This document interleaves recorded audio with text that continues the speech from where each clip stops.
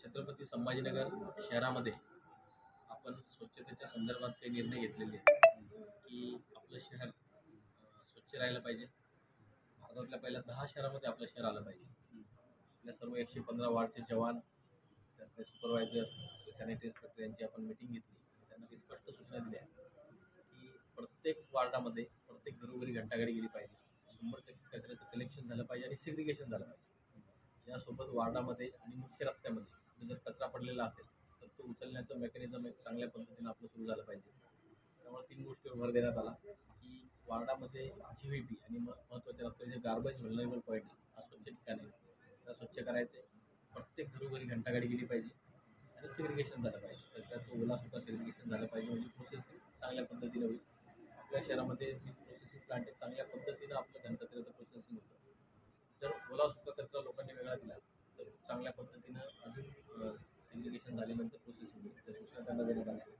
त्यासोबत नागरी मित्र पथक, सॅनिटरी इन्स्पेक्टर आणि सगळ्या जवानांना सूचना दिल्या की जे कोणी रस्त्यावर कचरा टाकत असतील त्यांना दंडात्मक कारवाई करा. आपल्या दुकानासमोर डस्टबिन ठेवत नसतील, कचरा असा रस्त्यावर फेकत असतील, रस्त्यावर कचरा जी दुकानं घाण करतात किंवा त्यांची अस्वच्छ दुकानं वगैरे समोर त्यांचा परिसर, त्यांना सुद्धा सूचना द्या, वेळ पडल्यास फाईन करा.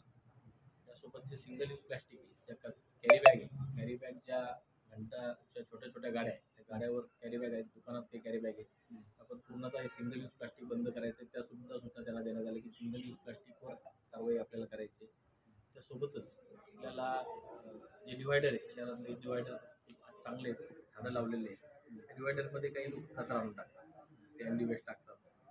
तर ह्या लोकांना, हे जे अस्वच्छ करणारे काही लोक आहेत, डिवायडरवर त्यांना तर स्पष्ट सूचना दिल्या की यांना फाईन करा आणि गरज पडल्यास शहर विद्रुपीकरण करण्यासंबंधात गुन्हे दाखल करा. या सूचना सर्व आमच्या सॅनिटरी इन्स्पेक्टर, सगळ्या वार्डचे जवान, त्यानंतर आमच्यासोबत जे एजन्सी काम करतात त्यांचे सुपरवायझर, त्यांचे झोनल, या सर्वांना सूचना देण्यात आल्या आणि सर्वांना सांगितलं की आपल्याला शहर स्वच्छ ठेवायचं आणि शहर स्वच्छ ठेवण्यासाठी येणाऱ्या 15 ऑगस्टपर्यंत आपलं शहर क्लीन सिटी म्हणून पुढं आलं पाहिजे. यासाठी पूर्णतः दंडात्मक कारवाई असो किंवा आमच्याकडून सेवा देण्याची काही कारवाई आहे, या संदर्भात सगळ्यांना सूचना देण्यात आल्या आणि त्या संदर्भात खूप म्हणजे कोणताही टॉलरन्स आपण यावेळेस सहन करणार नाही.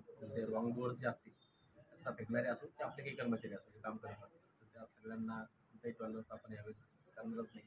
सगळ्यावर जर काम व्यवस्थित